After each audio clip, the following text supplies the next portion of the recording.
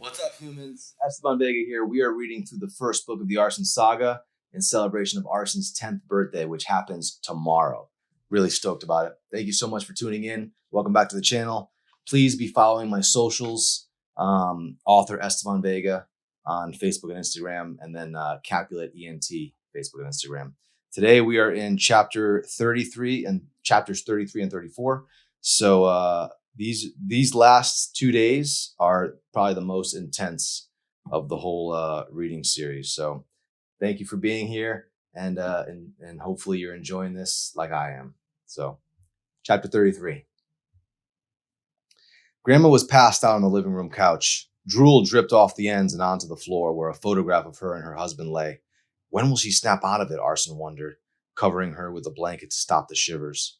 She hadn't cleaned the cabin, feared the idea of a shower, and refused to change clothes. She smelled. It was as if sorrow were on her bones and on her breath, slipped somewhere under the folds of skin. Arson had pictured her differently before, but never like this. Most days she couldn't recognize him. Then others came when she'd call him by his other name. No longer Arson. Never. It still felt strange, but he assumed she couldn't remember his vile ability, how he killed her only daughter by being born. It had never been a mystery to him why she called him Arson. He had burned her in a way that was beyond healing. He took from her a love so deep, a love he himself could never earn, even if he had forever. The frightening divide widening the space between them brought a heavy weight he wasn't ready for. After seeing that she'd become a malnourished recluse, his discontentment turned to pity. I'm responsible for her condition, Arson mused the following afternoon behind the cabin. He practiced destroying beer bottles and marmalade jars he'd picked up in the trash. Arson enjoyed watching them melt. Seeing the objects liquefy and then burn and become something else seemed to satisfy the darkest part of him, a part he never wished to accept. He had discovered that with enough concentration, even his eyes could create a spark, manipulate a rogue flame, or reduce creation to black mess. His control was growing. When the bottles were destroyed, their remains dissolved, but there was no peace. He'd imagined the phone ringing dozens of times, even though it was just the sound of the television droning in the background. He'd been sitting in anticipation all morning and had suffered through a restless night. He desperately wanted Emery to call, let him know everything was all right.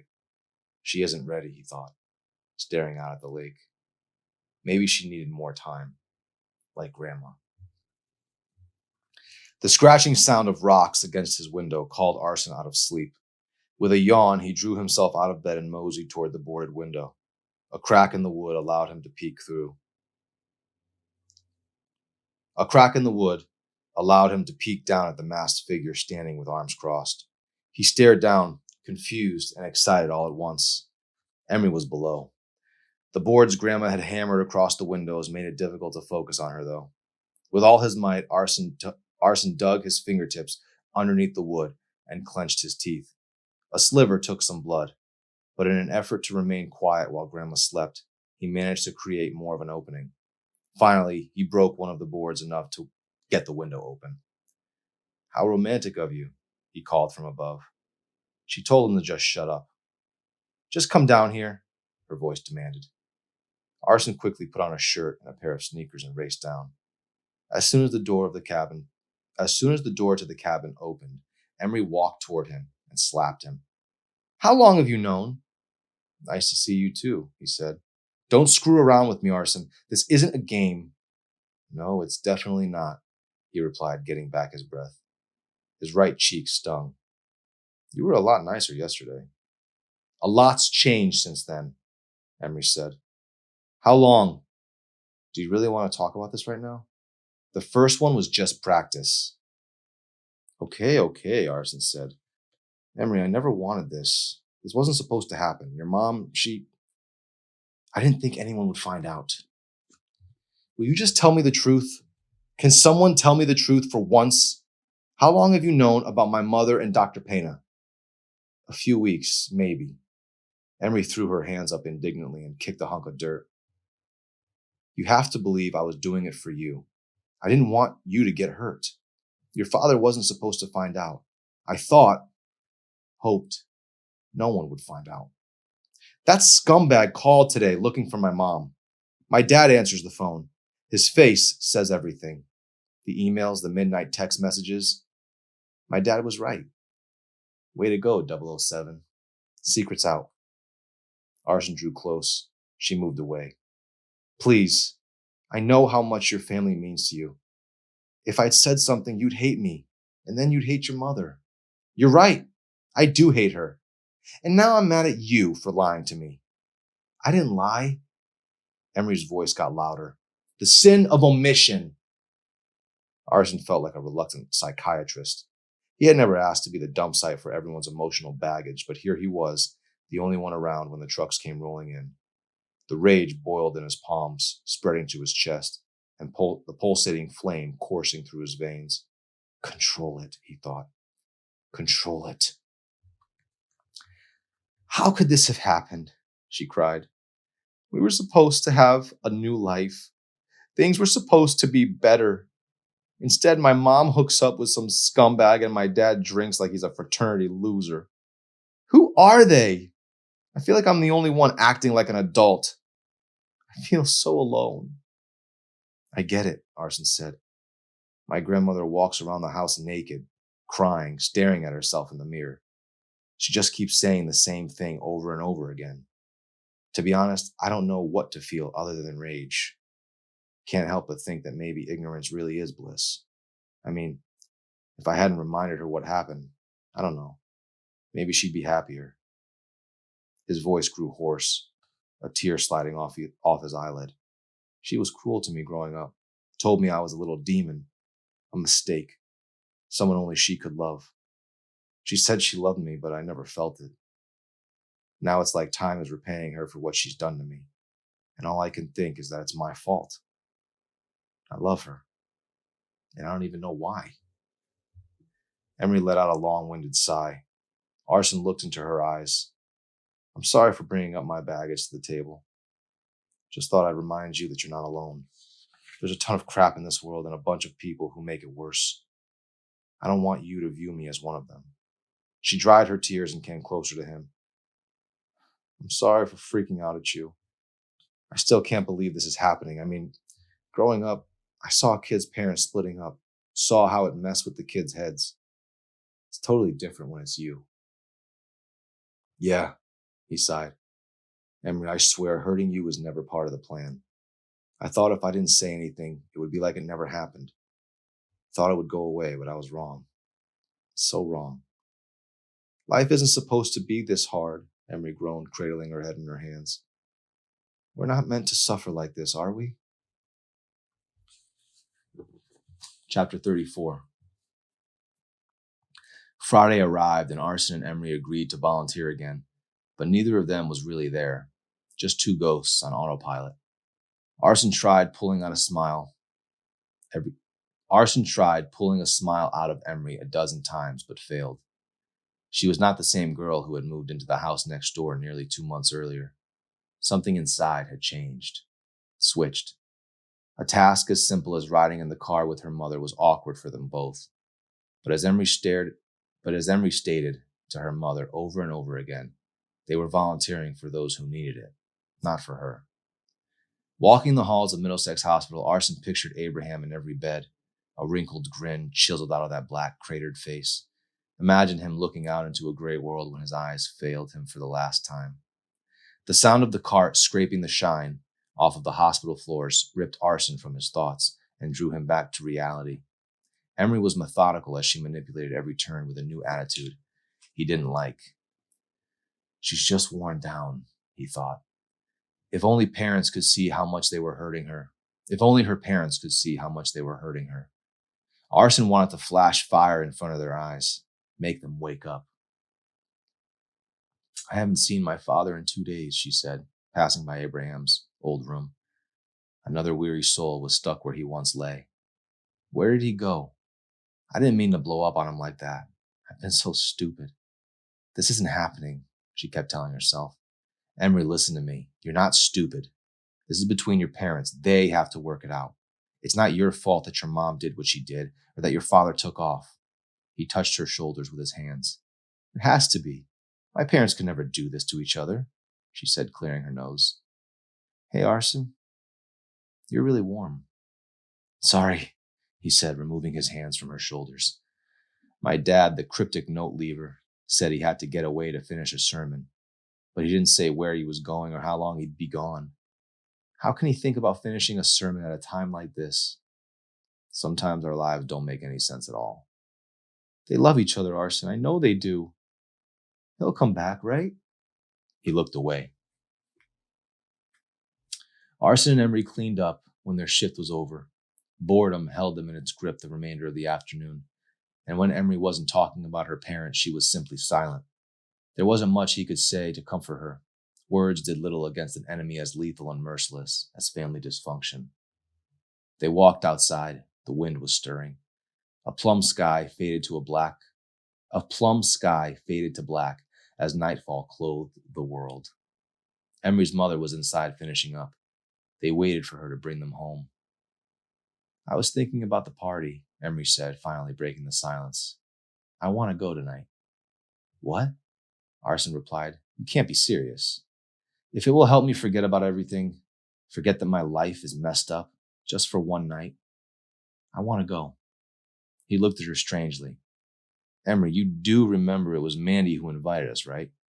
He paced back and forth, white scrubs in his hand, wondering how he'd managed talking her off the insanity ledge. Do you really think it's a good idea? He asked with a sigh. I think it's the only thing that makes sense right now. I think if you care about me, you'll come with me. Arson froze. But you don't want to come, do you? Emery said. It's not going to end well, he said, reluctantly nodding his head. He held her for a long moment. Could tell she wanted to break down. But I'll go with you if that's what you want. Arson and Emery stepped out of the car. She ignored her mother's request for a phone call by 10 o'clock and slammed the door shut. They spotted a bonfire in the distance, surrounded by a small crowd. Loud music echoed through the night. Emery placed her hand inside his and started walking toward the party, while her mother sped off. I'm glad you're here with me, she said. Yeah, Arson forced out. Mandy's backyard was made up of mostly sand, grass scattered about in random spots by the shoreline. A boat sat by her family's dock and rocked to the sway of an angry current. Those by the bonfire pit continued the party, ignoring their arrival. But Mandy greeted them after a few minutes of awkwardly standing by the water. She had on a red bikini. Ripped denim shorts sat high on her curvy hips. Blonde hair dripped off her scalp in golden ringlets. Welcome to the party, she hollered. Hope you guys came here to have fun. Either of you want a beer? Arson refused, but Emery accepted one. Go meet everyone, Mandy suggested to Emery, lighting a cigarette. They're just dying to hear all about you. Okay. Mandy waited for her to leave before she gently brushed up against Arson. Licking her lips, she said, You know, I could see why you like her too. With that mask on, she almost looks like a human being. Don't worry. I won't tell her about us. It'll be our little secret. There is no us, Mandy, Arson said, walking away. He met up with Emery beside the fire. He hated the way the group looked at her, like a freak. They saw her mask as an invitation for sarcastic jokes. He tried to ignore them, but his hands were getting hotter with each passing moment. Emery lifted the bottom of her mask and pretended to sip the beer. Having fun? She said under her breath. Yeah, great party. Are you? You betcha. Arson spent the next hour getting sicker. Sweat built up in the creases of his forehead, and his white shirt betrayed him, but he blamed it on the heat from the bonfire. He listened to the crowd roar with laughter at another perverse rant. He saw now how he'd never fit into a world like theirs, how he was wrong to ever think he could. Those not participating in conversations were scattered across the lawn. Arson noticed a girl completely wasted by the dock. On the other side of the yard, a couple was lying down making out. Some were taking hits of white powder off knives and picnic plates beside Emery. They offered her a hit, but she refused. Arson could tell she wanted to say something, but she just sat there almost numb to the chaos. So, Arson, how was it? Josh, one of the track stars from school, said. How was what? Josh looked at his other buddies. You and Mandy. She's pretty great, huh? Me and Mandy never happened, Arson said harshly, glancing over at his date. Come on, it's okay. Don't be bashful. You can tell us, another kid said, spilling some beer. Blew your mind, huh? Never knew a high school girl like her.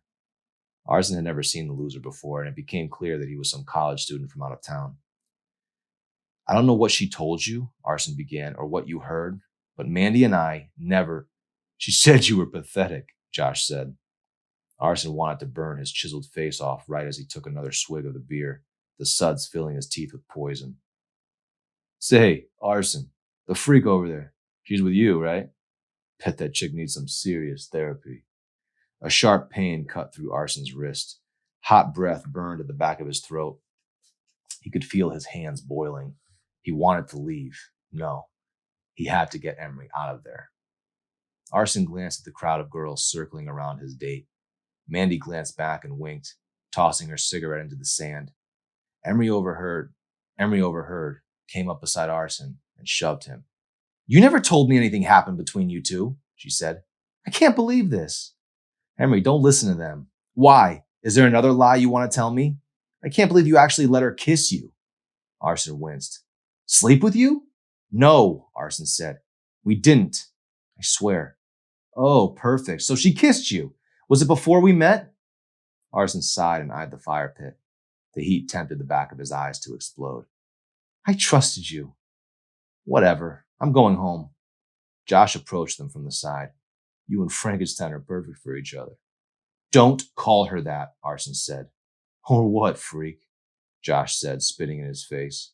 He then poured the rest of the beer into Arson's hair. The brown suds ran sticky through his curly, ash-brown mop and dripped down his shirt. The spectators roared with twisted pleasure as Arson drove a fist into the perpetrator's nose. He swore he heard something crack, but maybe that was just his own knuckles breaking.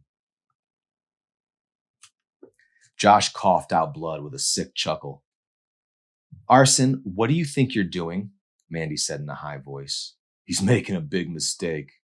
Josh formed a fist and slugged him twice, once in the gut, the other across Arson's jaw. Arson could taste the sweat and blood as the track star breathed out. No, wait, you big gorilla. This is my shindig, and it's supposed to be fun.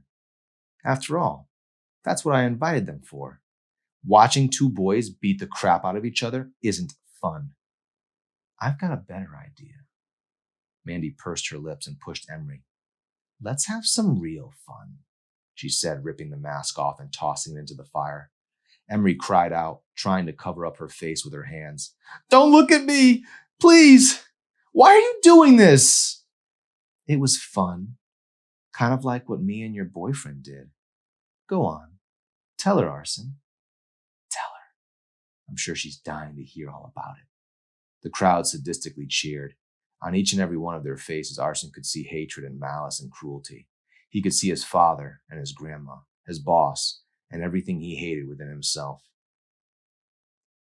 What's the matter, Arson? You afraid of the truth?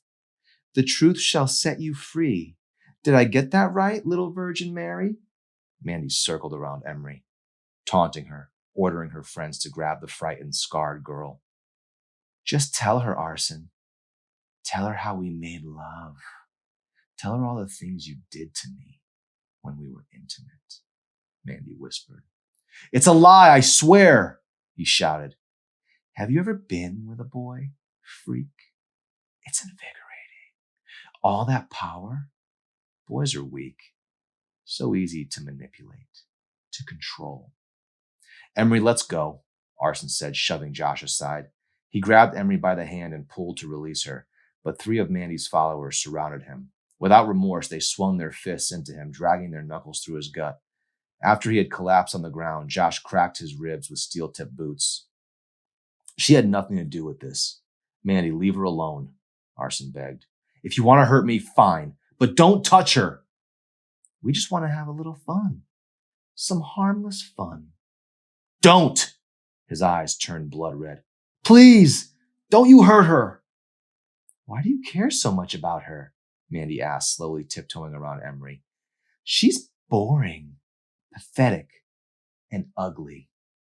The group cackled. One of the meatheads lit up a cigarette and flicked some ash into Arson's eyes. Oh, look, baby's crying, the gorilla said. Mandy grabbed Emery by the hair and brought her nearer to the fire. She struggled but couldn't resist the pull. What are you going to do? She said with melted disgrace. We're going to fix your face. Emery's eyes exploded with horror. She turned to Arson. Help me! She cried, digging her heels into the sand and dirt. Let her go, he said, rising to his feet, his voice ripping through weak lungs. Out of nowhere, Josh struck him in the head with a bottle. Blood oozed from a gash on the left side of Arson's temple, bleeding into his ear. His body thudded against the ground and he turned to one side to see Emery fighting to break free. Blinking once, then twice, he tried to get up, to move, but the world was spinning. Arson! She screamed. Mandy put a hand over her mouth and proceeded to drag her toward the fire pit.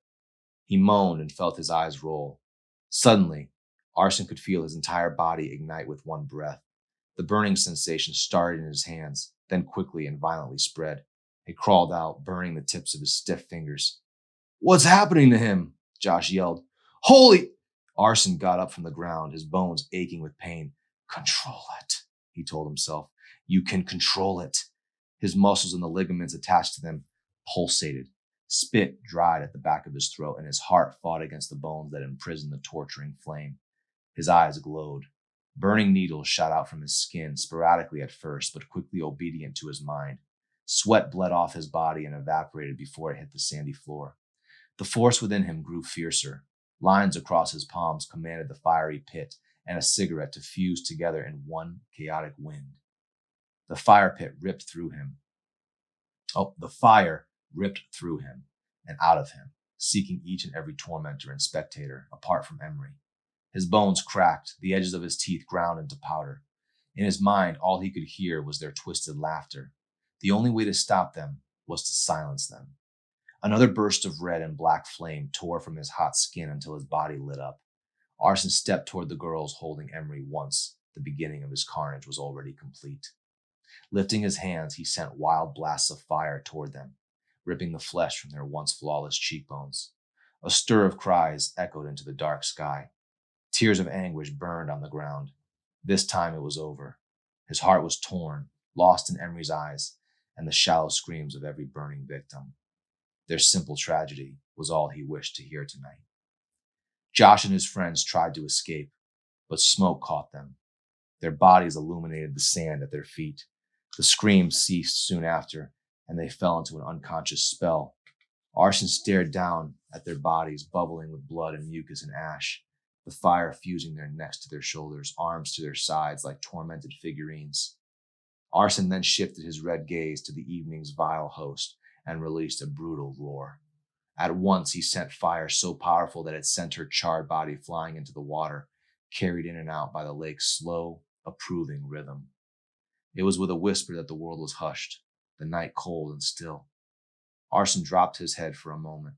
He knew that this savagery was a poison, but it was a poison he willingly drank for Emery. Stopping his rage was impossible until he knew she was safe again. He was Arson, and he'd burn all the cities down if it meant protecting her. He breathed slow, desperate breaths, his clothes nearly incinerated, his flesh still glowing. The fire was now contained, and that was when the chill came. He looked around, first at the smoke evaporating from his bones, and then at the carnage and gasps of the bodies that lay scattered. He heard Emery's footsteps and turned toward her. You're safe now, he muttered, collapsing. All right, amigos. One day left. Make sure you come back tomorrow. We're going to be finishing this bad boy, and it's going to be the actual 10th anniversary of when this was first released. Thank you so much for sticking around. Thank you for being a part of this with me, and have an awesome rest of your day. Peace.